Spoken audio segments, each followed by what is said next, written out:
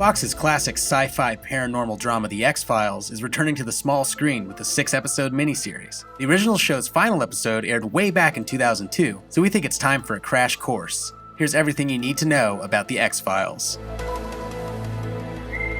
The X-Files, which premiered in 1993, is one of the longest-running sci-fi TV shows in history. The story centers on two FBI special agents who investigate unexplained cases known as X-Files, mostly dealing with supposed paranormal and UFO activity. Many in the government, like their boss Walter Skinner, are convinced that the outlandish reports are false.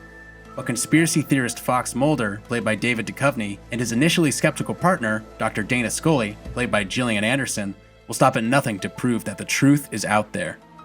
Both agents are driven by deeply personal connections to the X-Files. Mulder has disturbing childhood memories of his sister, Samantha, being abducted by aliens. He learns that Samantha was taken because of his father's involvement in a global conspiracy plotted by a shadow government known as the Syndicate and the mysterious cigarette-smoking man.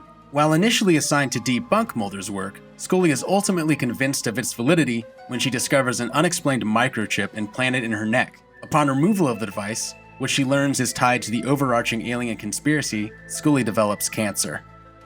There's a will they, won't they tension between Mulder and Scully that builds over the course of the series, culminating in the birth of their son, William, but the pair's joy is short-lived when they're forced to permanently hide the child with adoptive parents. Mulder also goes into hiding, but later returns with definitive evidence that the shadow government conspiracy has been all about preparing for an alien colonization event tied to a December 22, 2012 invasion.